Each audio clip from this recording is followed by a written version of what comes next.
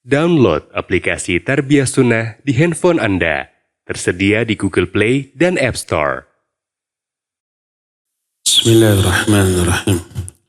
Assalamualaikum warahmatullahi wabarakatuh. Alhamdulillahilladzi hadana lihadza wa ma kunna linahtadiya laula an hadana Allah. Wa asyhadu an la ilaha illallah wahdahu la syarika lah iqraran bihi wa tauhidan wa asyhadu anna Muhammadan abduhu wa rasuluh sallallahu alaihi wa ala alihi wa ashabihi wa sallama tasliman mazida wa ba'd. Hadirin jamaah Masjid Agung Al-Ukhwah Bandung yang Allah muliakan, para pendengar Radio Tarbiyah Sunnah Bandung, pendengar Radio Roja di beberapa kota, pemirsa Roja TV dan TV-TV lain, juga para netizen. Kembali kita berjumpa melanjutkan kajian kita Mukhtasar Ma'arijul Qabul. Pada pertemuan yang lalu kita sudah menjelaskan biografi singkat dari Rasul SAW beserta perjuangan dakwahnya sampai wafatnya beliau alaihi salatu wassalam. Kita lanjut kepada bagaimana beliau menyebarkan risalah ke seluruh umat manusia. Ada beberapa poin yang kita bahas di dalam bab ini. Pertama, umumu risalatihi sallallahu alaihi wasallam li jami'il umam. Pertama, keumuman risalah beliau untuk seluruh umat, seluruh manusia. Bukan hanya untuk orang Quraisy semata-mata, bukan hanya untuk orang Arab semata-mata, tapi untuk seluruh manusia. Oleh karena itu, tidak ada dalam Al-Quran seruan hanya ke orang Arab saja, tapi umum. Ya ayyuhan nasu ubudu rabbakumul ladzi khalaqakum. Hei manusia, beribadahlah kalian kepada Allah. Baik manusia bangsa Arab ataupun bangsa Ajam. Atau dengan seruan lain, ya ayyuhalladzina amanu. Hei orang-orang yang beriman. Baik orang yang beriman itu orang Arab ataupun non-Arab.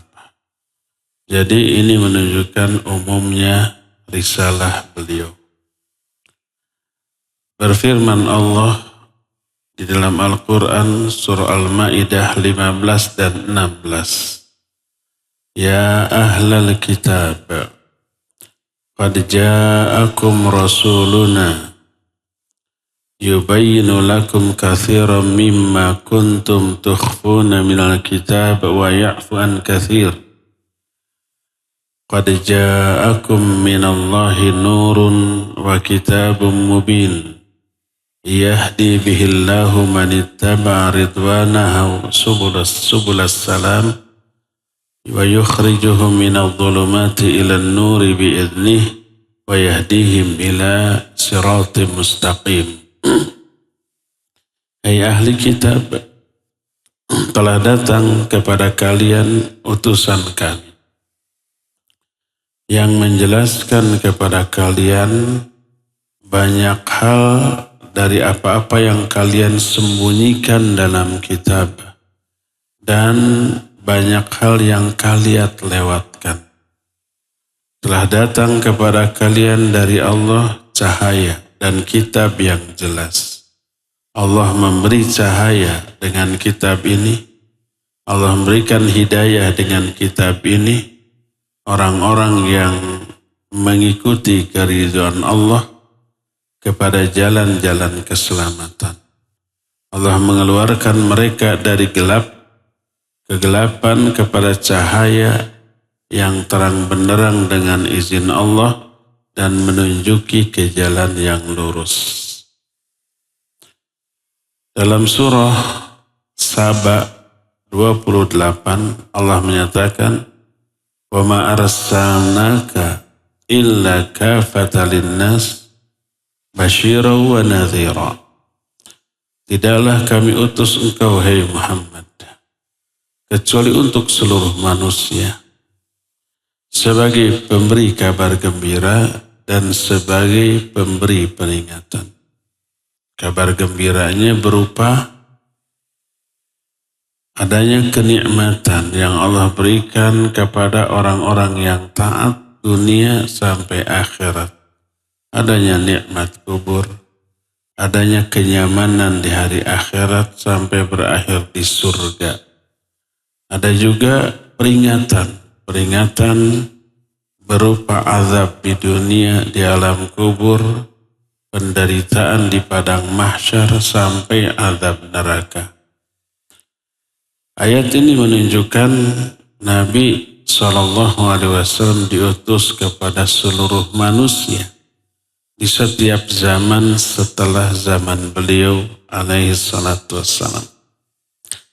Dan banyak lagi ayat lain yang menjelaskan risalah yang beliau bawa bersifat universal, berlaku untuk seluruh manusia di setiap tempat dan setiap zaman, terus berlaku sampai hari kiamat. Berbeda dengan nabi-nabi lain yang hanya diutus kepada kaumnya saja. Makanya Nabi Musa diutus ke kaum Bani Israel. Wa idh qala Musa ya qaumi lima tu'dhunani wa qad ta'lamuna anni Rasulullah ilaikum. Ingatlah ketika Musa berkata, wahai kaumku, hanya kepada kaumnya. Wa idh qala Isa bin Maryam ya Bani Israel. Ingat ketika Isa bin Maryam berkata, hei Bani Israel, hanya ke Bani Israel. Kalau Al-Quran, ya ayuhan nas, ya ayyuhalladzina amanu, umum kepada seluruh manusia. Hadis lebih banyak lagi. Di antaranya hadis sahih riwayat Imam Muslim dari Abu Hurairah radhiyallahu anhu. Berkata Rasul sallallahu alaihi wasallam, "Walladzi nafsi biyadihi la yasma'u bi ahadun min hadhil ummah Yahudiyan wala Nasraniyan thumma yamutu wa lam yu'min billadzi ursiltu bih illa kana min ashabin nar." Demi Allah yang jiwaku berada dalam genggaman tangannya, tak ada seorang pun yang mendengar berita tentang aku dari kalangan umat ini, baik dia beragama Yahudi atau Nasrani, lalu dia mati dalam keadaan tidak beriman kepada risalah yang aku bawa, kecuali dia akan menjadi penghuni neraka. Dan hadis tentang keutamaan Nabi SAW yang salah satunya risalahnya bersifat universal banyak.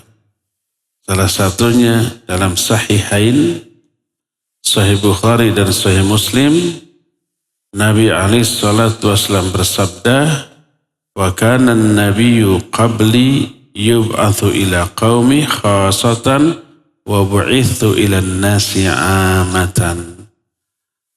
Nabi sebelum aku hanya diutus kepada kaumnya saja khusus, sedangkan aku diutus ke seluruh manusia. Dalam hadis lain diriwayatkan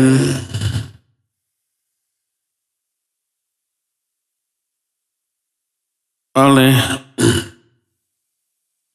Al-Lalikai,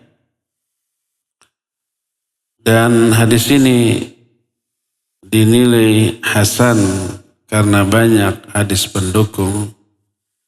Nabi SAW bersabda, "Lau kana Musa hayyan ma wasi'ahu illa tiba'i." seandainya Musa hidup sekarang, maksud sekarang itu di zaman Nabi SAW, maka tidak halal baginya, tidak dibolehkan baginya, kecuali mengikuti aku. Dalam riwayat lain, juga sanadnya hasan, "Lau kana Musa hayyan wattaba'tumu wa taraktumuni la dhalaltum." Seandainya Musa masih hidup, lalu kalian mengikuti dia dan meninggalkan aku, maka pasti kalian sesat. Karena Musa itu hanya diutus untuk Bani Israel. Semua ajarannya tidak berlaku bagi umat Nabi Muhammad SAW. Kalau ikut Nabi Musa, sesat dengan meninggalkan Rasul alaihi salatu wassalam. Demikian juga dalam hadis riwayat Imam Muslim, berkata Nabi SAW tentang Isa, anna Isa yanzilu hakaman bi syariatina Muhammad SAW yuqimu kitab Allah wa sunnata Rasulillah SAW. Fala nasikha wala mughayyira li syariatihi wala yasau ahadan al-khuruj anha walillahil hamdi wal minnah. Isa di akhir zaman nanti turun sebagai hakim yang menegakkan syariat Nabi Muhammad SAW, menegakkan kitabullah Al-Quran dan sunnah Nabi Muhammad SAW. Isa kelak turun bukan sebagai penghapus, perubah, pengganti bagi syariat ini. Oleh karena itulah, maka syariat Nabi SAW bersifat universal, umum untuk seluruh manusia di setiap tempat dan setiap zaman. Inilah poin yang pertama. Kedua, isi poin dakwah Nabi SAW adalah pertama, bahwa Nabi SAW sebagai mubaligh, penyampai dari Allah tentang wahyu yang Allah turunkan. Beliau tidak pernah mengatakan sesuatu pun dalam syariat yang bersumber dari ra'yunya dalam hal penyampaian risalah. Yang beliau lakukan tiada lain kecuali hanya menyampaikan risalah dari Allah kepada seluruh manusia, membacakan kepada manusia ayat-ayatnya, mengajarkan kepada mereka hikmah, dan inilah makna posisi atau status beliau sebagai utusan Allah. Perintah dan larangan Nabi adalah perintah Allah dan larangan Allah.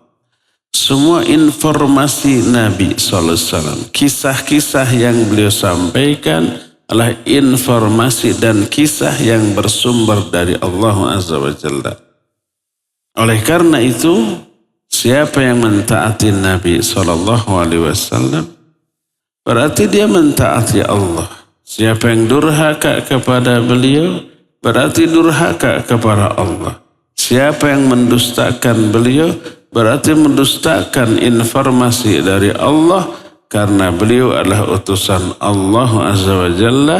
Beliau hanya menyampaikan wahyu, tidak menambah, mengurangi, apalagi merubah. Allah berfirman, in alaika illal balagh. Tidak ada kewajibanmu, hai Muhammad, kecuali hanya menyampaikan. Makanya wa ma yantiqu 'anil hawa in huwa illa wahyu yuha. Beliau tidak pernah berbicara dari hawa nafsunya. Semua yang disampaikannya tiada lain kecuali wahyu yang Allah wahyukan kepadanya. Dan bila beliau berani menyampaikan pendapat pribadi, lalu di atas namakan ini wahyu dari Allah, beliau bisa dihukum mati ketika itu juga. dengan cara diputus urat lehernya. Kata Allah dalam surah Al-Haqqah ayat 44 sampai 48, walau taqawwala alaina ba'dal aqawil la akhadna minhu bil yamin thumma laqata'na minhul watin fama minkum min ahadin anhu hajizin.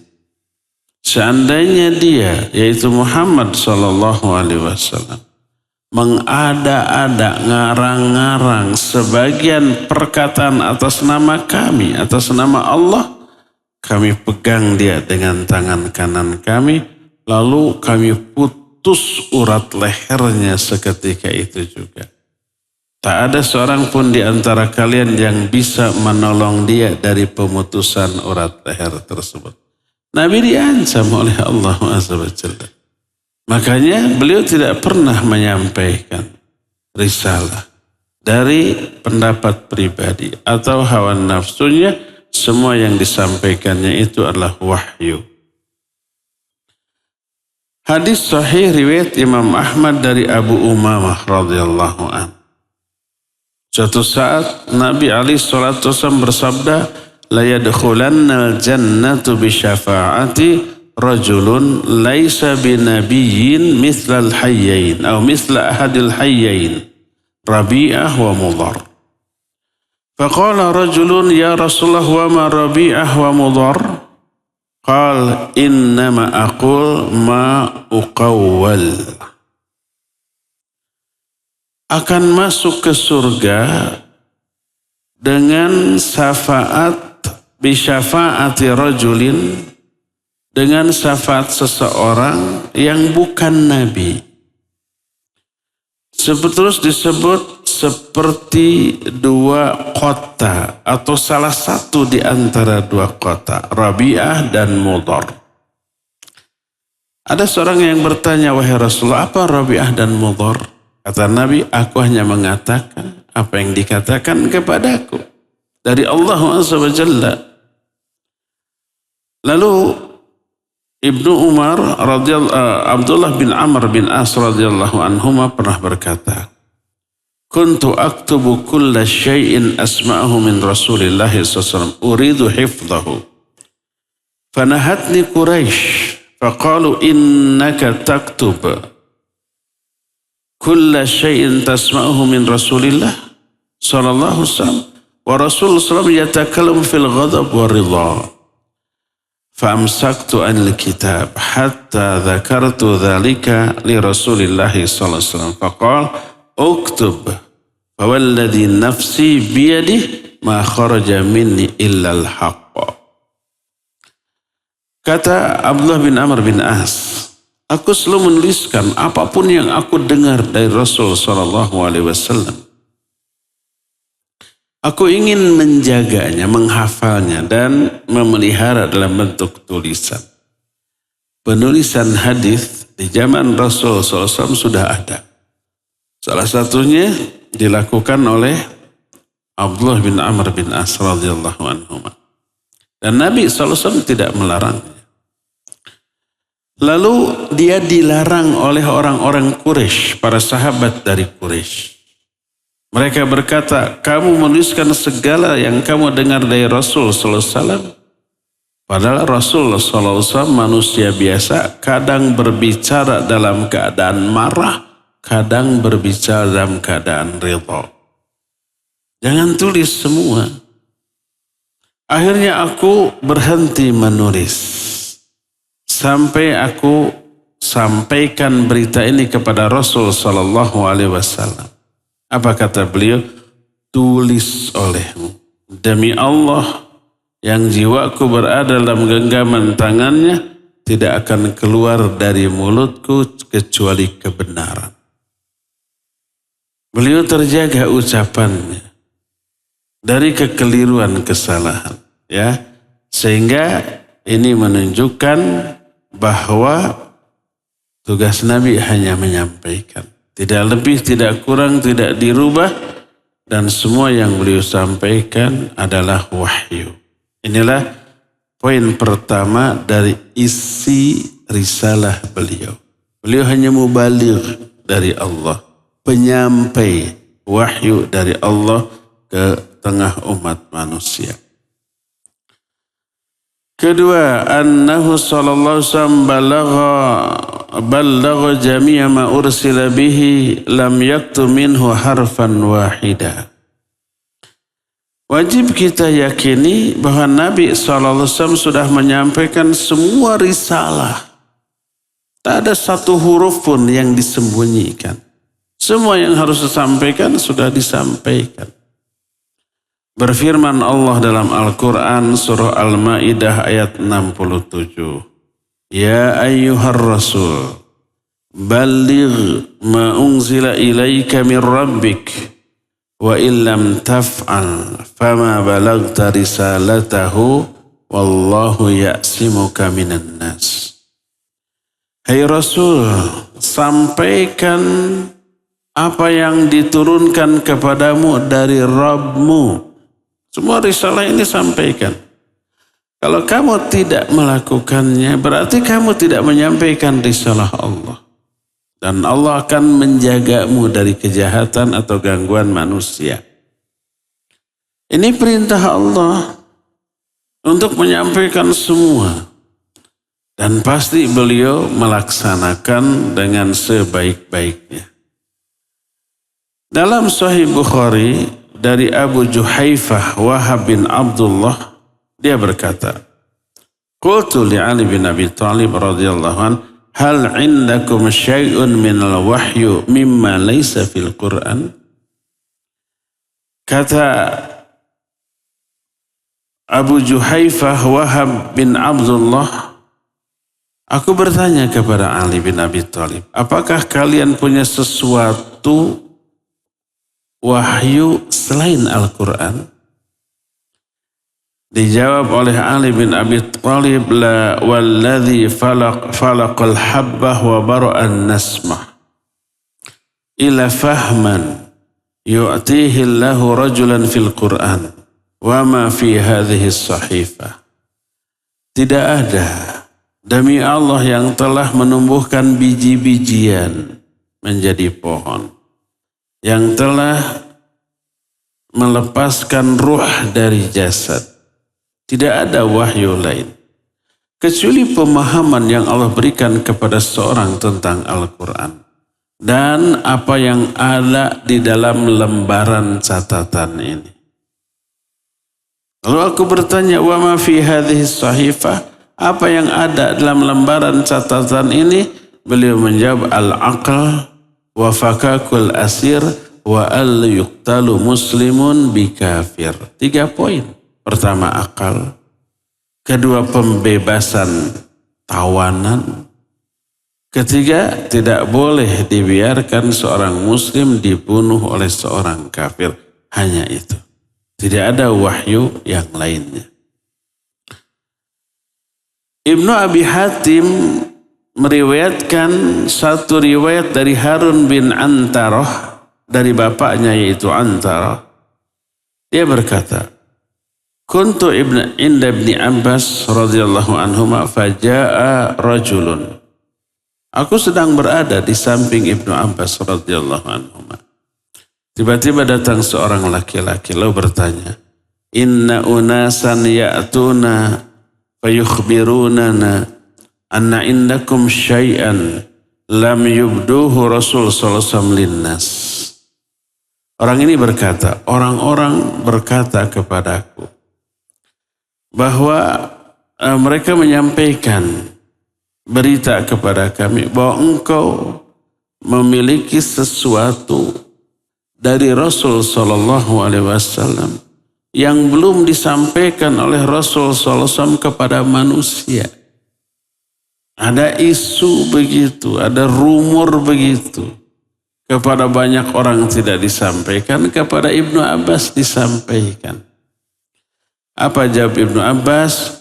Alam ta'lam anna Allah ta'ala yaqul ya ayyuhar rasul balligh ma unzila ilaika min rabbik wa illam taf'al fama balagta risalatahu. Kata Ibnu Abbas, tidakkah kamu tahu bahwa Allah berfirman, hai Rasul, sampaikan olehmu apa yang diturunkan kepadamu dari Rabbmu. Kalau kamu tidak melakukannya berarti kamu tidak menyampaikan risalah Allah. Jadi itu tidak benar, dibantah oleh Ibnu Abbas radhiyallahu anhu. Tidak ada wahyu yang oleh Nabi dikhususkan diberikan kepada seseorang. Secara langsung nggak ada. Itu di zaman Nabi masih hidup, para sahabat yang paling utama dengan kadar ketakwaan dan keimanan yang tidak bisa ditandingi oleh orang-orang setelahnya, tidak diberi informasi spesial hanya kepada dia, nggak ada. Semuanya sama. Makanya kalau ada orang-orang zaman terkemudian mengklaim didatangi oleh Rasul SAW dalam mimpi lalu diajari begini yang tidak diajarkan kepada umumnya manusia. Yang paling konyol menyangka, meyakini didatangi oleh Nabi dalam keadaan sadar. Tidak mimpi, lalu oleh Nabi diajari begini begitu. Lalu disampaikan kepada orang, ini dari Nabi. Kekonyolan yang paling konyol, mustahil. Berarti Nabi tidak menyampaikan ke manusia. Berarti melanggar ayat tadi. Ayat yang terdapat dalam surah Al-Ma'idah 67, hai Nabi, sampaikan kepada manusia apa yang diturunkan kepadamu. Kalau enggak, kamu khianat. Itulah poin yang kedua, yaitu bahwa Nabi SAW telah menyampaikan semua ajaran ini tanpa disembunyikan walaupun hanya satu huruf. Semuanya sudah tersampaikan kepada umat manusia. Ini poin kedua. Poin ketiga. Anna hadzal ladzi ballaghahu Rasul sallallahu alaihi wasallam an Rabbih ta'ala huwa jami'u dinil Islam mukmalan muhkaman lam yabqa fihi naqsun biwajhin minal wujuh fayahtaju ila takmil. Poin ketiga, risalah yang disampaikan oleh Nabi dari Allah Azza wa Jalla adalah seluruh ajaran Islam ini sudah sempurna.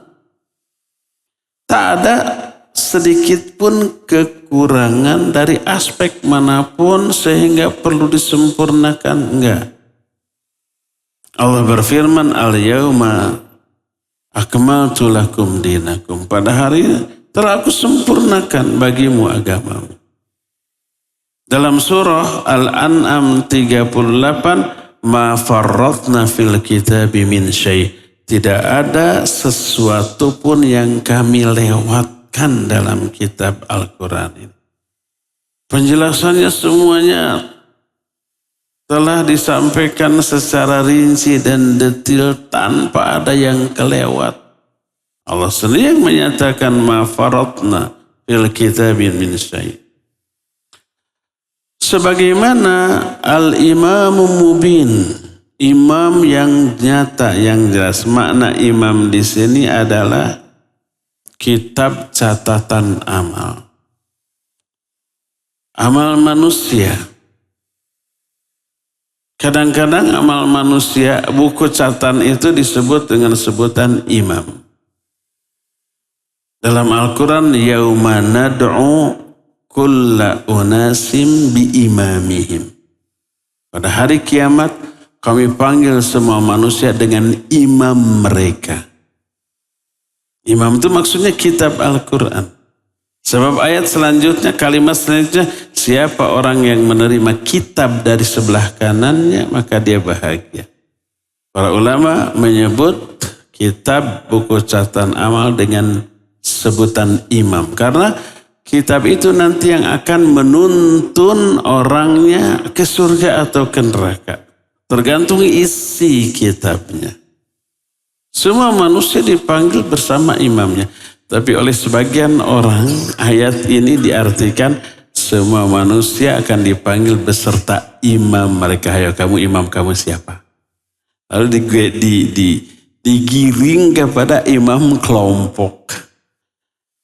Dia memahami ayat dengan ra'yu, dengan ambisi, obsesi untuk kepentingan golongannya. Lalu keliru, salah. Karena dua, mungkin karena kebodohan.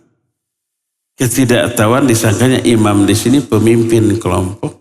Atau kedua, dia tahu bahwa imam di sini maksudnya kitab, sebagaimana diterangkan oleh para ulama ahli tafsir, tapi dia sengaja belokkan untuk menggiring opini orang sesuai dengan pemahaman hawa nafsunya. Dua-duanya musibah, ya.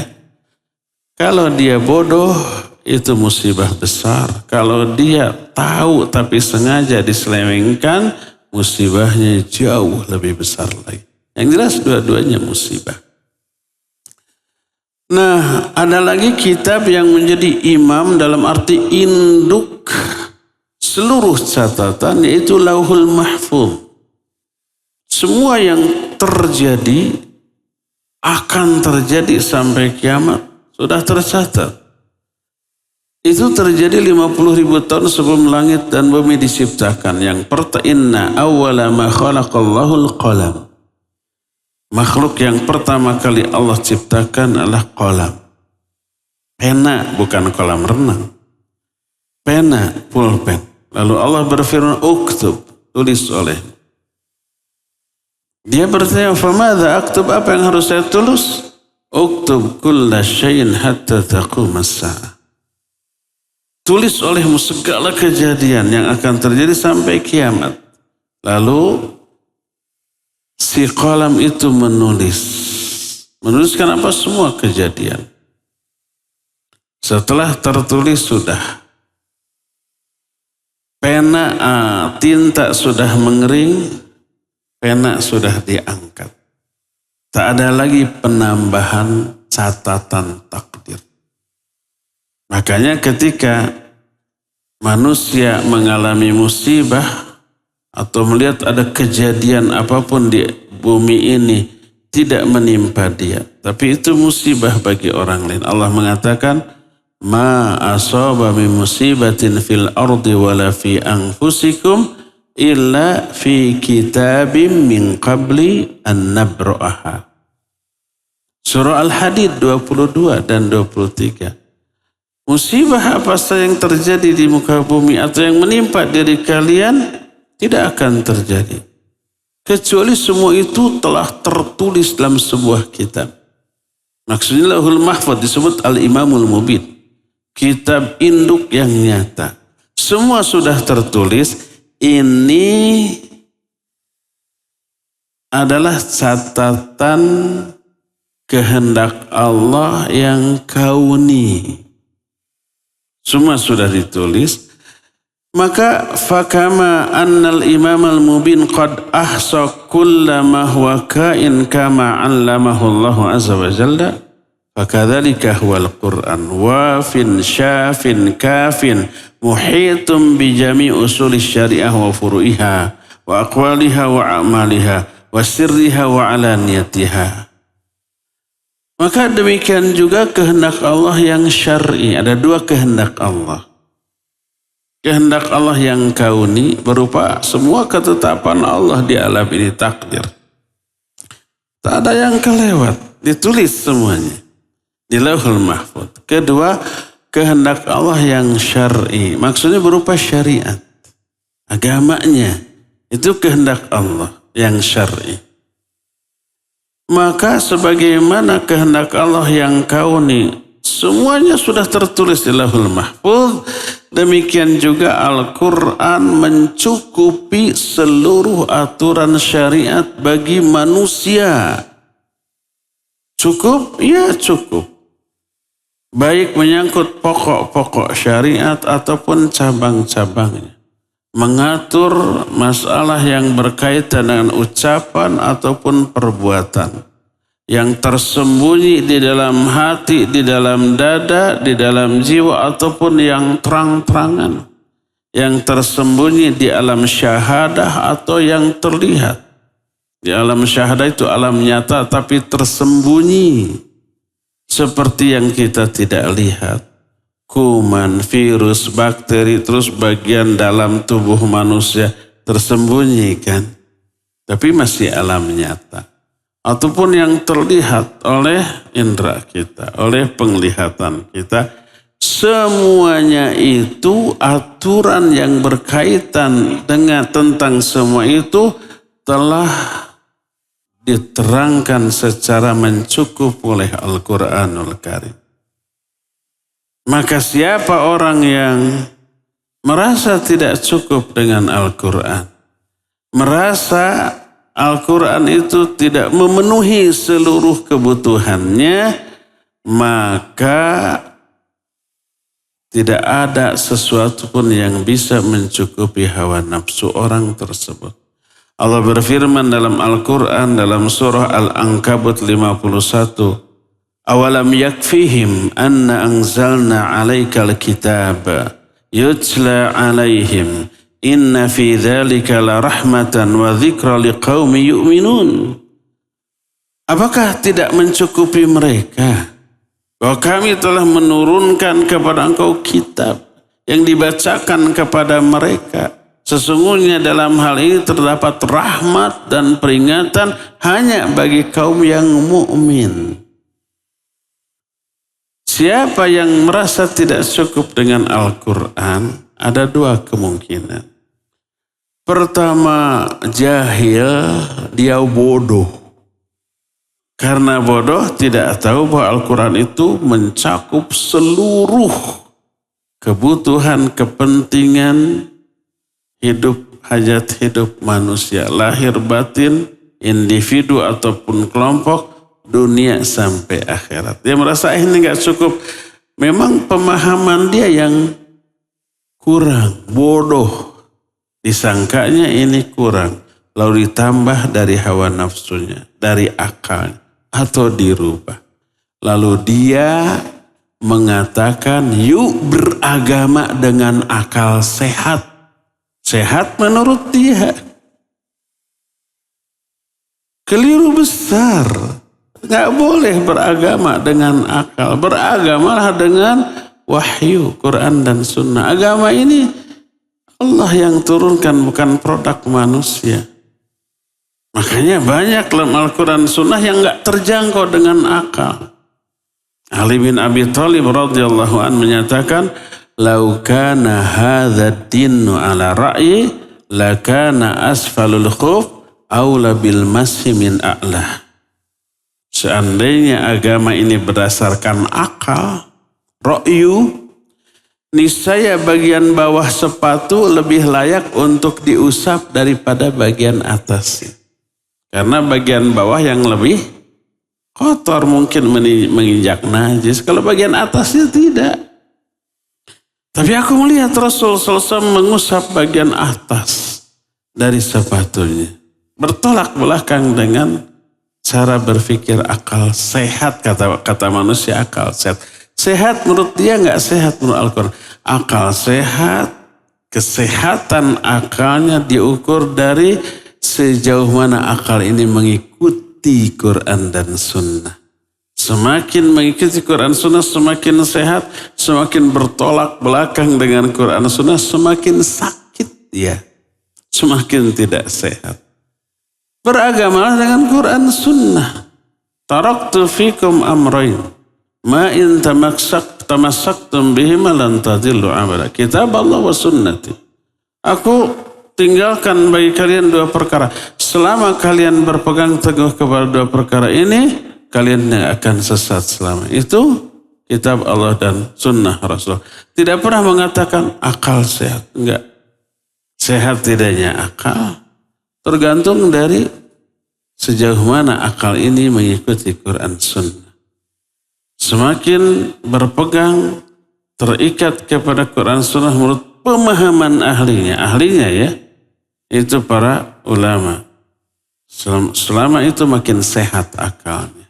Ya, sebagaimana kalau kita sekarang tidak memahami ilmu kesehatan, ilmu kedokteran, sikap yang sesuai dengan akal kita gimana? Ikuti para dokter yang ahli di bidang itu. Jangan mikir sendiri. Kalau kita tidak mengerti dunia otomotif, mesin mobil, motor, ya, bagaimana sikap yang sesuai dengan akal kita? Ikuti para ahli mesin, montir gitu. Mereka tahu teori dan sering praktek. Jangan kita bongkar sendiri itu mobil, itu motor yang rusak. Tambah hancur, tambah rusak, ya enggak? Kalau umpamanya barang elektronika kita rusak, TV, komputer, ya, kulkas, HP gitu ya. Bagaimana sikap yang sesuai dengan akal sehat? Bukan ngebongkar sendiri, saya juga punya akal tuh. Lalu akalnya digunakan membongkar itu. Bisa? Nggak bisa, akal bukan alat.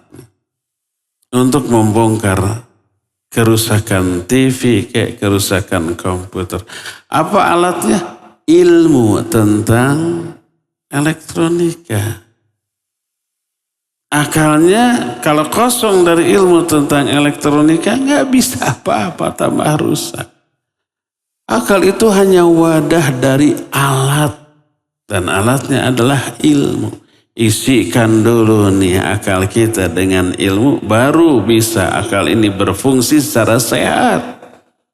Kalau kita ingin tahu pengobatan dan penyakitnya, isi akal kita dengan ilmu kedokteran. Baru akal kita akan memahaminya. Kalau kita ingin tahu masalah permesinan, kuliah dulu jurusan mesin dan praktek di sana. Baru akal kita akan berfungsi maksimal. Kalau kita ingin faham Quran dan Sunnah, isikan dulu ke akal kita ulum syar'iyah. Ilmu-ilmu alat yang dibutuhkan untuk memahami Quran Sunnah. Pelajari dulu bahasa Arab. Pelajari nahwu, sharaf, balaghah. Pelajari ulumul Quran. Tidak semua yang bisa berbahasa Arab langsung bisa menafsirkan Quran. Enggak. Orang Arab semua ngerti bahasa Arab. Tapi apakah mereka semua mufasir?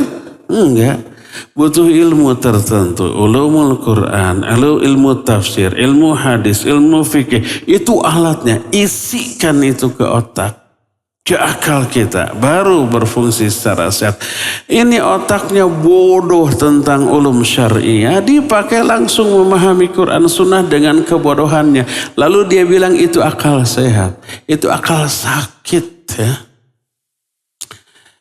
Jadi Al-Quranul Karim telah secara lengkap mengatur semua yang dibutuhkan oleh manusia dalam hidup dan kehidupan ini. Nggak ada yang terlewat. Oleh karena itulah maka tak ada satupun masalah kecuali dalam Al-Quran, tak ada satupun penyimpangan kecuali dalam Al-Quran ada jawaban, bantahan, dan solusinya. Umpamanya, ada orang yang mengklaim adanya Nabi baru, Rasul baru. Bacakan kepada dia Al-Quran surah Al-Ahzab 40. Maka Muhammadun aba ahadim min rijalikum walakinna Rasulullah wa khataman nabiin. Muhammad itu bukan bapak salah seorang di antara kalian. Tapi beliau itu Rasul sekaligus Nabi penutup. Tidak ada lagi Nabi setelah aku. Tidak ada lagi Rasul setelah aku. Ketika menjelaskan ayat ini, Nabi SAW bersabda dalam hadis sahih riwayat Imam Ahmad, Innar risalata wan nubuwata qad inqata'at fala rasula ba'di walan nabiyah. Sesungguhnya tugas kerasulan, tugas kenabian benar-benar telah terputus. Nggak ada lagi nabi lain setelah aku dan tidak adalah rasul setelah aku. Ketika muncul kelak Dajjal, bacakan surah Al-Kahfi minimal 10 ayat yang pertama. Syukur-syukur kalau semuanya. Ketika berhadapan dengan kaum Mu'attilah dan Musyabbihah. Mu'attilah itu orang-orang yang menolak sifat-sifat Allah baik sebagian atau seluruhnya. Musyabbihah itu orang yang menyerupakan sifat Allah dengan sifat makhluknya. Mereka menyatakan Allah mendengar seperti mendengarnya makhluk. Allah istiwa seperti istiwanya makhluk. Itu musyabbiha. Bacakan ayat. Laisa kamitslihi syai'un. Tidak ada yang serupa dengan Allah. Allah mendengar, manusia mendengar. Tapi hakikat dan kaifiat mendengarnya berbeda. Allah melihat, manusia melihat. Tapi melihatnya berbeda. Allah istiwa, manusia atau makhluk istiwa. Tapi istiwanya jauh berbeda. Laisa kamitslihi syai'un. Tapi wahwas sami'ul basir, Allah maha mendengar, Allah maha melihat, menunjukkan, Allah menetapkan banyak sifat untuk dirinya, di antaranya mendengar dan melihat. Demikian juga ketika berhadapan dengan orang yang menolak takdir hanya dengan akal. Akalnya yang berjalan, tapi akalnya itu bukan, dia menyebut akal sehat, akal sakit. Kalau segala sesuatu ditakdirkan oleh Allah, untuk apa kita berencana, berusaha, berdoa, kan gitu akalnya ya. Dia tidak menemukan keterkaitan antara takdir dengan doa, dengan usaha, dengan rencana. Enggak menemukan karena keterbatasan akalnya. Tapi ketika para ulama menjelaskan keterkaitan takdir dengan doa, dengan ikhtiar, dengan usaha, jelas terkait banget. Kita kan sudah jelaskan di pertemuan yang lalu. Maka kepada kaum Qadariyah, Qadariyah itu orang-orang yang mengingkari takdir baik sebagian atau seluruhnya, Allah menyatakan, "May yasha'illah yudlilhu wa may yasha' yaj'alhu 'ala siratim mustaqim." Siapa orang yang Allah kehendaki untuk sesat, Allah akan sesatkan dia. Siapa orang yang Allah kehendaki untuk lurus, Allah jadikan dia di atas siratal mustaqim. Dalam surah Al-Qamar ayat 49, inna kulla syai'in khalaqnahu biqadarin. Segala sesuatu kami telah ciptakan dengan takdir-takdirnya. Ada lagi Jabriyah, lawan dari Qadariyah. Mereka mengimani kepada takdir, tapi mengingkari dua hal. Mengingkari adanya ikhtiar manusia dan adanya keinginan. Kata mereka, kata Jabriyah, manusia terhadap takdir seperti kapas yang ditiup angin. Kapas itu melayang ke arah barat, bukan karena kehendak dia, bukan karena ikhtiar dia, tapi karena dibawa aja oleh angin. Angin ke barat, dia terbang ke barat. Angin ke timur, dia terbang ke timur. Terbangnya dia ke barat, ke timur bukan usahanya, bukan kehendaknya. Sama dengan matahari bersinar terus. Matahari bersinar itu bukan kehendak dia dan bukan ikhtiar dia. Tapi begitulah ketetapan Allah untuk matahari. Nah, kita terhadap takdir pun begitu.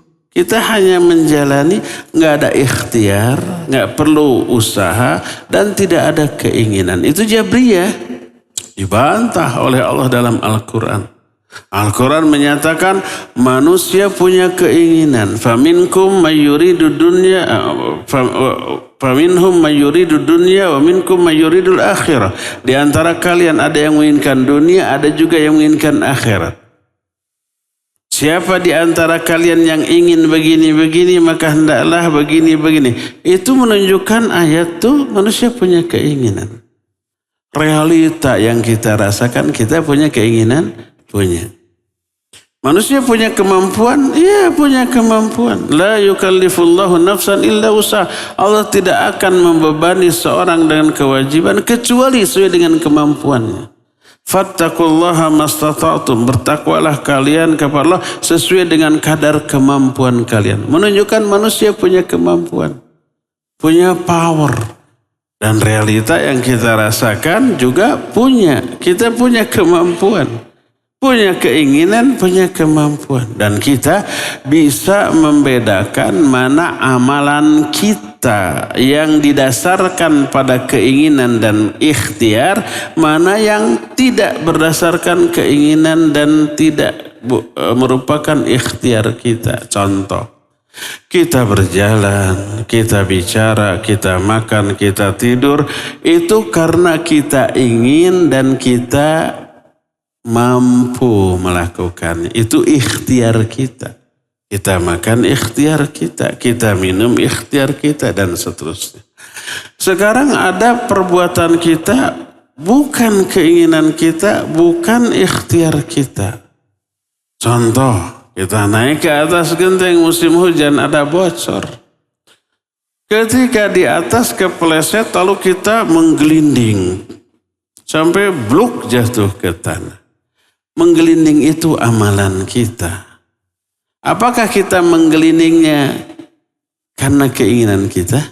Bukan. Inginnya tidak menggelinding. Apakah karena ikhtiar kita menggelinding? Bukan. Inginnya mah kita berusaha untuk tidak menggelinding, tidak jatuh. Mencari apa? Pegangan atau pijakan gitu ya. Tapi enggak ada, akhirnya kita menggelinding, bluk jatuh. Itu bukan keinginan kita, bukan ikhtiar kita. Kita sedang batuk. Terus batuk terus menerus, sakit batuk ya. Apakah batuk kita sesuai karena keinginan kita dan karena ikhtiar kita? Bukan. Inginnya tidak batuk. Udah capek, sakit tenggorokan ya. Ada yang pernah batuk di sini? Berhari-hari. Lagi tidur juga batuk, tersiksa kita. Batuk ketika sakit batuk, itu amalan kita. Tapi amalan itu bukan karena keinginan kita, bukan karena ikhtiar kita. Maka batuknya kita, kalau toh mengganggu orang lain, tidak berdosa dan bukan keinginan kita. Dan seterusnya, kita bisa membedakan kan, mana amalan yang kita lakukan karena keinginan dan karena ikhtiar, mana yang bukan. Ya. Maka ayat-ayat yang tadi membantah Jabriyah. Ada orang Allah gak mungkin terlihat di surga. Bacakan ayat. Wujuhu yawma idin nadhirah ila rabbiha nadhirah. Di akhirat nanti ada wajah-wajah yang bersumringah karena mereka bisa melihat wajah Allah Azza wa Jalla. Kepada orang-orang Syiah Rafidhah yang mengkafirkan Abu Bakar, Umar, Uthman, dan sahabat-sahabat lain kecuali beberapa sahabat, 3 atau 4 sahabat yang tidak kafir. Bacakan Al-Quran, baik dalam surah umpamai At-Taubah 40, Thaniyasnaini idhuma fil ghar, idh yaqulu li sahibihi la tahzan innallaha ma'ana. Ingat ketika 2 orang bersembunyi di gua. Namanya Gua Thur, Nabi SAW dan Abu Bakar. Ketika Nabi berkata ke sahabatnya Abu Bakar, La tahzan innallaha ma'ana. Jangan kamu sedih, Allah bersama kita. Ayat ini menunjukkan Abu Bakar itu sahabat Nabi SAW. Bacakan Al-Quran surah At-Taubah ayat yang ke-100. Was-sabiqunal awwalun minal muhajirin wal ansar walladzina tabauhum bi ihsan radhiyallahu anhum wa radu'an. Orang-orang yang mula-mula masuk Islam dari kalangan muhajir dan ansar dan orang-orang mengikuti mereka dengan kebaikan, Allah ridha kepada mereka, mereka juga ridha kepada Allah. Allah janjikan surga yang banyak mengalir sungai-sungai dalamnya. Allah memberikan persaksian para sahabat itu ahli surga. Allah ridha kepada mereka, mereka ridha kepada Allah. Oleh orang-orang Syiah dikafirkan. Dan banyak lagi ayat-ayat yang menjelaskan sebagai bantahan kepada orang-orang yang menyimpang akidahnya, keyakinannya, ataupun pemahamannya.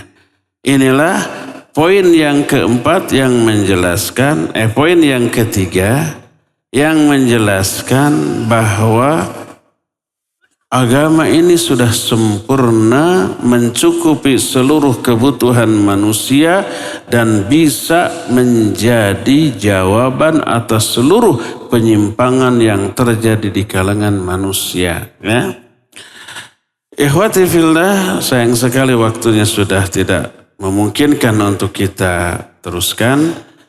Untuk sementara kita cukupkan sore hari ini sampai di sini. Selanjutnya akan kita teruskan di pertemuan yang akan datang. Kita masih punya waktu untuk bertanya jawab. Seperti biasa untuk hari Jumat dikhususkan bagi pendengar dan pemirsa radio dan Roja TV kepada Al-Akh Al-Fadil Ari di studio radio Roja Cilengsi dipersilakan memandu tanya jawab dengan pendengar dan pemirsa. Wa sallallahu ala nabiyina Muhammadin wa ala alihi wa ashabihi wasallam. Silakan. Ustaz, barakallahu fikum. Jazakallahu khairan, terima kasih atas bimbingan dan pelajaran yang bermanfaat di kesempatan sore hari ini. Dan ada beberapa pertanyaan telah masuk, akan kami bacakan dari Pak Agus di Tanjung Priuk yang bertanya. Assalamualaikum Ustaz, Afan izin bertanya. Untuk orang-orang Islam tapi mengingkari ayat-ayat Allah dalam Al-Quran, apakah mereka bisa termasuk atau digolongkan dalam istilah murtad? Silahkan Ustaz. Taib, barakallahu fiik. Orang Islam mengingkari ayat-ayat Allah Azza wa Jalla. Apakah dia murtad? Tergantung. Kalau yang mereka ingkari adalah ayatnya dengan menyatakan ayat ini enggak benar, dia kufur kepada ayat, menganggap salah kepada ayat Allah. Padahal ayat Allah sebaik-baik ucapan, sebenar-benar ucapan. Allah sendiri dalam Al-Quran menyatakan, وَمَنْ أَصْدَقُ مِنَ اللَّهِ حَدِيثًا. Siapa yang lebih benar perkataannya daripada Allah? Dalam ayat lain, وَمَنْ أَصْدَقُ مِنَ اللَّهِ قِيلًا. Siapa yang lebih benar ucapannya daripada Allah? Fa'inna asdaqal hadithi kitabullah. Sesungguhnya sebenar-benar ucapan adalah kitab Allah. Wa tammat kalimatu rabbika sidqan wa adla. Telah sempurna kalimat-kalimat Allah dengan benar dan adil. Jadi ucapan yang paling benar ucapan Allah. Perkataan yang paling benar perkataan Allah. Itu Al-Quran. Maka siapa orang yang mengatakan ayat ini enggak benar lalu saya tolak, dia kufur. Ya, murtad? Iya, murtad. Dia ragu terhadap kebenaran Allah. Kebenaran ayat Allah. Dzalikal kitabu la raiba fi hudal lil muttaqin. Kitab Al-Quran ini enggak ada keraguan di dalamnya. Petunjuk bagi orang bertakwa.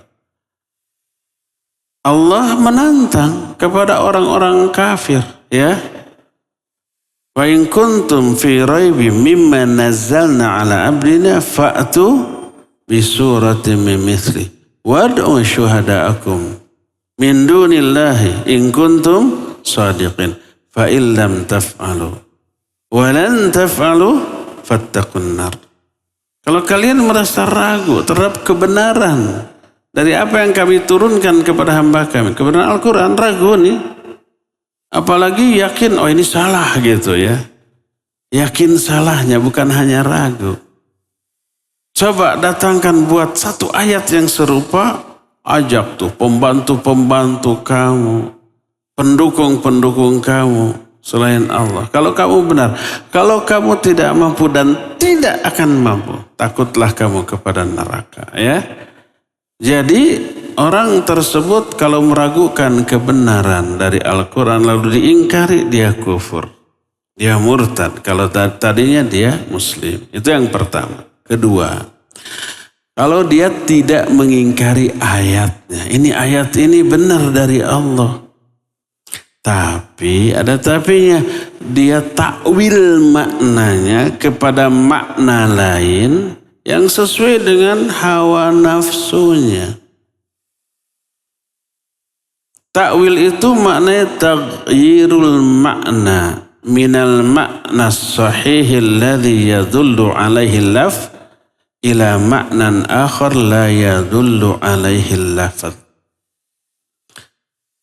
Ta'wil itu merubah makna dari makna yang sebenarnya yang ditunjukkan oleh lafaz itu kepada makna lain yang tidak ditunjukkan oleh lafaz tersebut. Itu ta'wil. Karena isinya ayat ini nggak sesuai dengan harapannya, dengan hawa nafsunya. Menolak ayat ini nggak mungkin, ini bisa kufur. Dia akui ini ayat.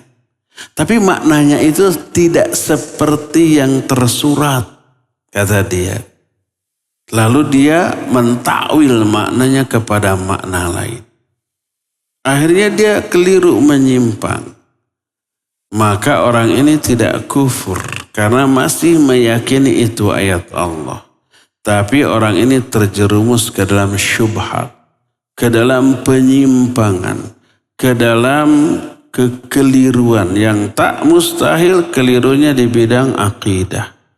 Contohnya umpamanya mentakwil ayat-ayat Allah. Allah punya tangan, yadullahi fawqa aydihim. Lalu tangan itu ditakwil dengan makna kekuasaan.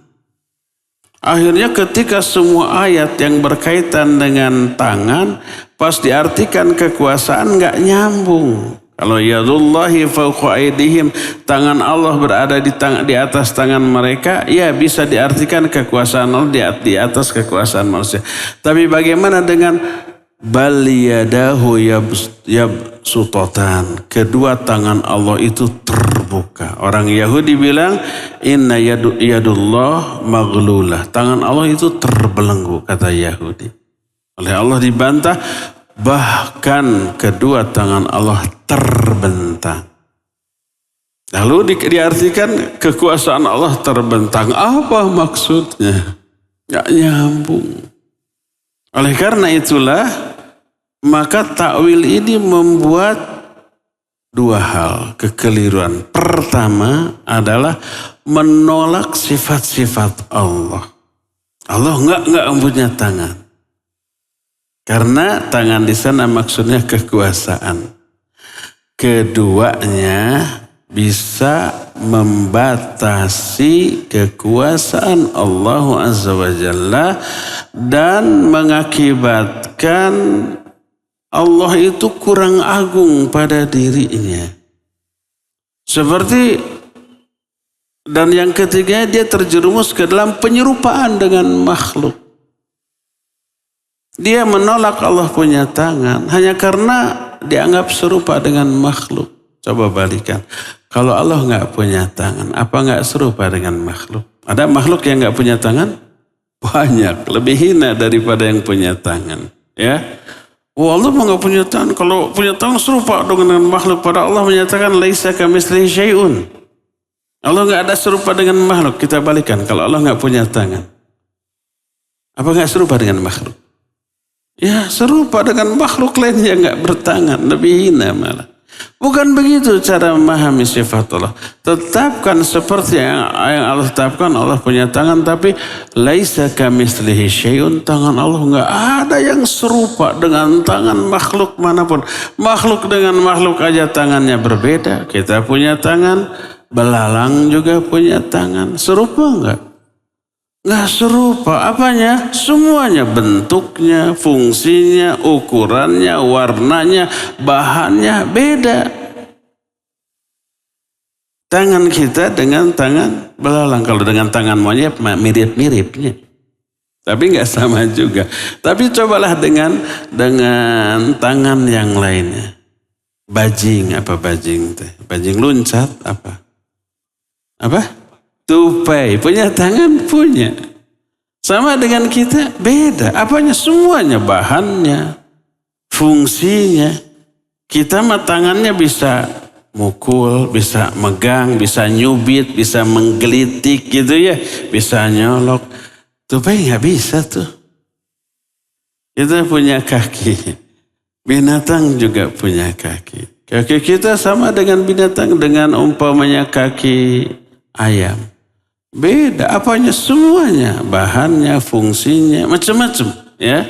berbeda. Itu makhluk dengan makhluk sudah berbeda. Apalagi makhluk dengan Khaliq, dengan Allah. Maka wajib kita yakini Allah punya tangan. Karena Allah menjelaskan demikian, wajib kita yakini tak ada yang menyerupai tangan Allah dari kalangan makhluknya.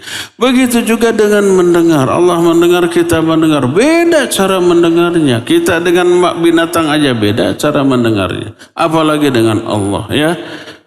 Allah Azza wa Jalla melihat, kita melihat, beda melihat. Allah istiwa di atas arsy, makhluk juga istiwa, beda istiwanya. Allah tertawa, makhluk tertawa, beda tertawanya. Allah tertawa, iya, dalam hadis dikatakan yadhakullahu an rajulaini muslimain. Allah tertawa terhadap dua orang makhluk, dua orang hamba. Satu kafir, satu muslim. Perang, saling bunuh, yang muslim terbunuh, lalu dia masuk ke dalam surga. Si kafir kemudian dapat hidayah, masuk Islam, perang lagi, terbunuh lagi, dua-duanya masuk surga. Allah tertawa. Hadis yang menyatakan Allah tertawa. Bagaimana tertawa? Laisa kamislihi syai'un. Tidak ada sesuatu pun yang menyerupainya. Allah merasa punya rasa malu, sifat malu. Kita juga punya sifat malu. Berbeda malunya, ya. Tapi wajib kita meyakini Allah malu karena diterangkan dalam Quran dan hadis yang sahih dan seterusnya. Begitulah cara untuk memahami sifat Allah. Jadi mengingkari ayat Allah ada dua jenis. Pertama, mengingkari nasnya, ayat Al-Qur'annya, diragukan kebenarannya atau dianggap salah, orangnya bisa kufur. Kedua, ayatnya dianggap benar, ini wahyu dari Allah, tapi maknanya dia belokkan sesuai dengan kebodohannya. Orang ini masih muslim, tapi muslim yang menyimpang pemahamannya karena menyimpang cara memahami ayat yang diturunkan kepada kita semua. Wallahu a'lam bissawab. Silakan lagi Ari. Ustaz, barakallahu fikum, jazakallahu khairan atas nasihat dan bimbingannya. Semoga menjadi tambahan ilmu untuk penanya khususnya dan kita semuanya di kesempatan sore hari ini. Selanjutnya dari Abu Gailan di Cihampelas, Bandung Barat. Maaf. Barakallahu fikum Ustaz, apakah ikhtiar itu berpengaruh terhadap hasil? Jika iya, apakah kita bisa mengubah suatu takdir? Silakan. Ulangi, kurang jelas. Apakah ikhtiar itu berpengaruh terhadap suatu hasil? Jika iya, apakah bisa mengubah takdir? Silakan Ustaz. Baik. Kita diperintahkan untuk ikhtiar. Kita juga diperintahkan untuk berdoa, dan doa termasuk salah satu jenis ikhtiar. Allah berfirman, فَإِذَا قُضِيَتِ الصَّلَاةُ فَانْتَشِرُوا فِي الْأَرْضِ وَابْتَغُوا مِنْ فَضْلِ اللَّهِ. Kalau sudah selesai sholat, bertebaranlah kamu di muka bumi dan cari rizki Allah, karunia Allah. Allah juga menyuruh kita berdoa, ya.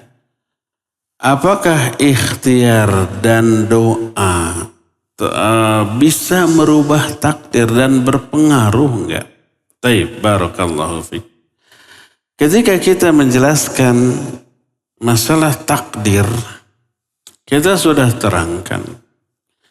Tidaklah Allah takdirkan sesuatu kecuali Allah takdirkan juga sebab-sebabnya.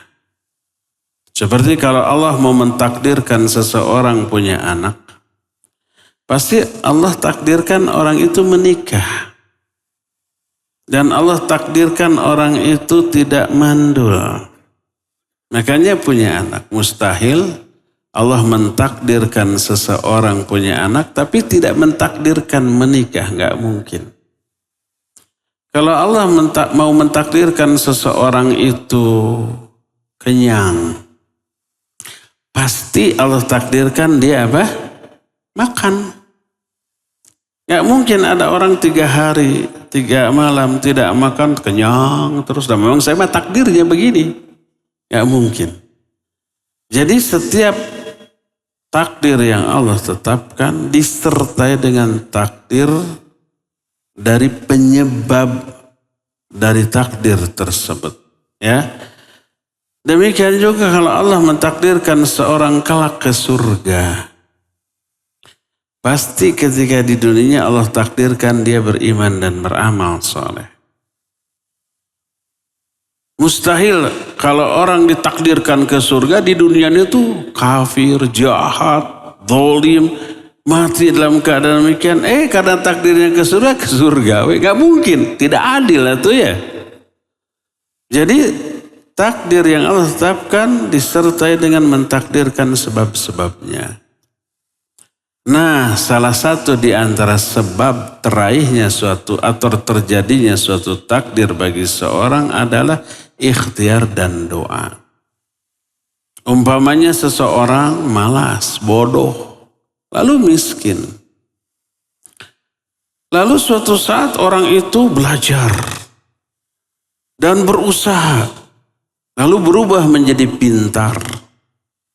Kemudian berhasil dengan usahanya, disertai dengan berdoa, akhirnya dia kaya raya. Apakah dia merubah takdir? Tidak.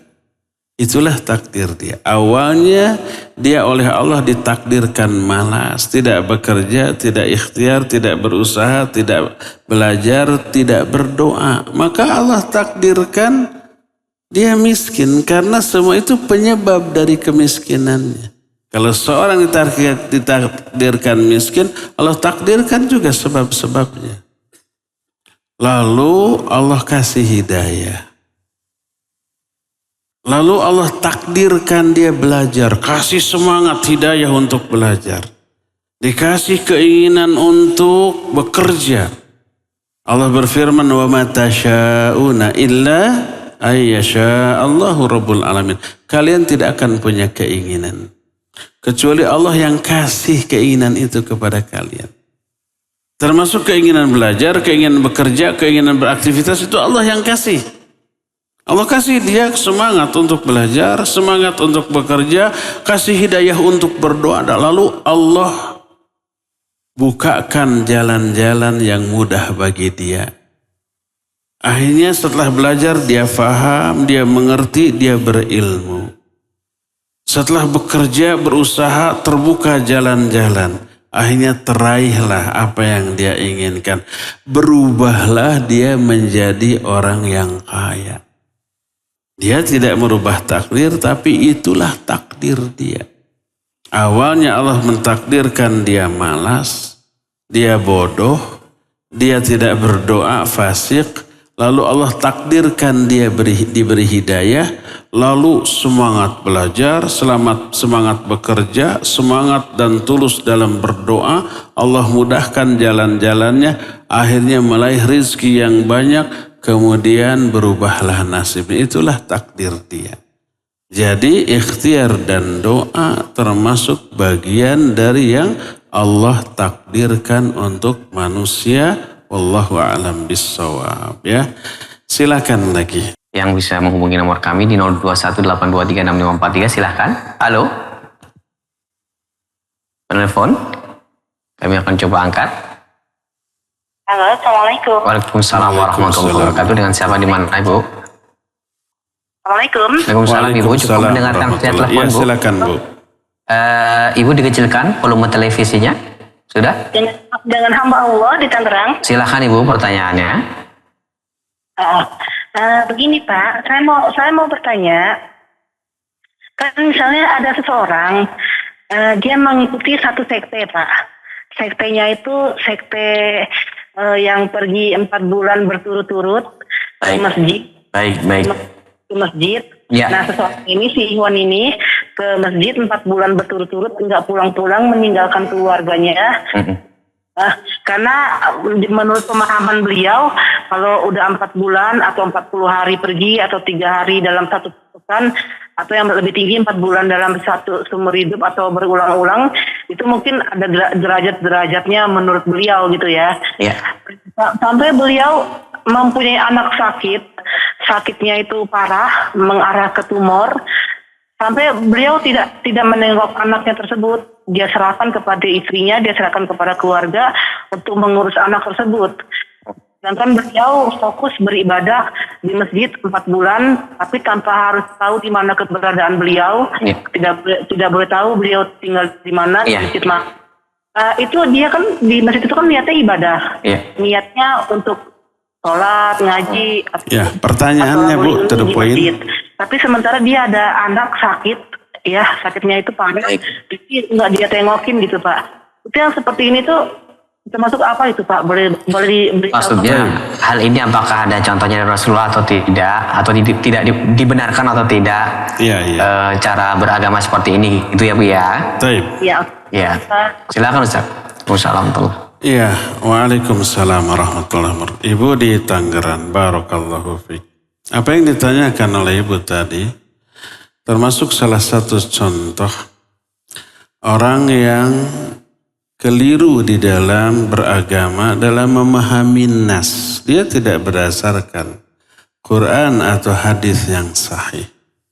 Ayat mana yang dijadikan sebagai dalil dari perbuatannya itu, atau hadis mana? Saya pernah ngobrol dengan salah satu tokoh orang seperti ini. Ketika dia mengajak, saya bilang saya ingin tahu dalilnya apa. Keluar 3 hari dalam sebulan, berarti 10% ya. Atau 40 hari dalam setahun. Itu juga sama, sekitar 10%. Setahun kan 360 hari. 10%-nya 36 hari digenapkan jadi 40 hari. Mana dalilnya? Dia menjawab, Umar pernah menjelaskan kalau kamu mengamalkan 10% dari agamamu, kamu masuk surga. Itu dalilnya. Saya tanya, itu hadis riwayat siapa, dalam kitab apa? Enggak tahu dia. Itu perkataan Umar, bukan perkataan Nabi SAW. Itu yang pertama. Dan dia enggak tahu. Karena orang seperti itu enggak peduli apakah hadis yang dijadikan pegangan itu sahih atau tidak. Atau bahkan maudhu, dia enggak peduli. Kalau kita sangat peduli. Karena hadis ini sumber agama. Kalau bukan dari Nabi, enggak boleh kita jadikan sandaran. Kedua, andai perkataan Umar tadi benar, 10% dari agama. Kalian menerapkannya 10% dari waktu hidup. 3 hari dari sebulan kan waktu ya. 40 hari dari setahun itu juga waktu. Kalau mau konsisten, 10% dari agama itu sholat yang 5 waktu sehari jadi 1 waktu. Saum Ramadan sebulan 30 hari jadi 3 hari gitu kan. Itu kalau mau konsisten, ini mah dari waktu ya. Oleh karena itu antara dalil dengan penerapan gak nyambung. Apalagi dalilnya tidak valid. Bertolak belakang dengan ayat. Allah menyatakan, Ya ayyuhalladzina amanu dukhulu fi silmi kafah. Orang-orang beriman, masuklah kalian kepada Islam secara kafah. Jangan hanya 10%, 50%. Totalitas, itu perintah ayat. Ya, itu yang pertama. Keliru. Yang kedua, dia mengabaikan banyak kewajiban. Dakwah ini sunnah atau fardu kifayah. Kalau ada orang yang sudah melakukannya, gugur kewajiban bagi yang lain. Dan itu pun yang melaksanakannya harus ahlinya, harus orang-orang yang berilmu. Ini orang bodoh juga keluar. Yang baca Qurannya nggak benar juga keluar untuk dakwah. Ya, terus mengabaikan kewajiban anak dan istri. Rasul SAW bersabda dalam hadis sahih riwayat Imam Muslim, kafa bil mar'i ithman idza dhayya ma ya'ul. Cukuplah seorang itu berdosa besar kalau dia mengabaikan orang-orang yang berada di bawah tanggung jawabnya. Istrinya, anaknya, tanggung jawab dia untuk dinafkahi. Ar-rijalu qawwamuna 'ala an-nisa bima faddalallahu ba'dahum 'ala ba'd wa bima anfaqu min amwalihim. Laki-laki itu pemimpin bagi wanita, bagi istri dan anaknya. Karena Allah telah memberikan kelebihan kepada laki-laki. lebih fisik, lebih mental, maka dan juga karena kewajiban memberi nafkah. Ini nas ayat. Dan kelak ini akan ditanya, kullukum ra'in wa kullukum mas'ulun an ra'iyatih. Setiap kalian pemimpin, setiap kalian akan ditanya tentang kepemimpinannya. Kok istrinya, anaknya diabaikan, padahal Allah perintahkan, ya, tapi dia abaikan. Padahal itu tanggung jawabnya, itu akan ditanya loh. Kalau enggak, dosa, kata Nabi SAW.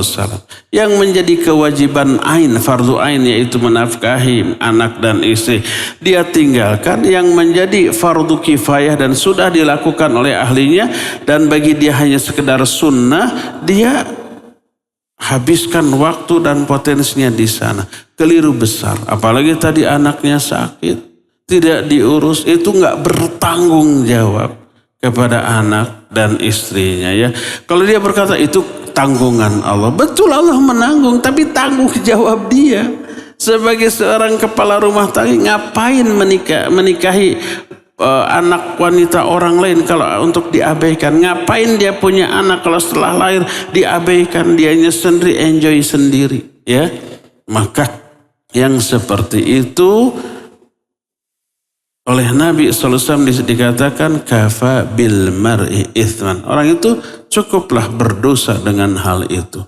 Dia kelak akan ditanya pertanggungjawabannya di akhirat tentang istri dan anak-anaknya, ya. Wallahu a'lam bishawab. Cukup sampai di sini. Insyaallah kita jumpa kembali di hari Jumat yang akan datang. Subhanakallahum bihamdik asyhadu an la ilaha illa ant astaghfiruka wa atubu ilaik. Walhamdulillahi rabbil alamin.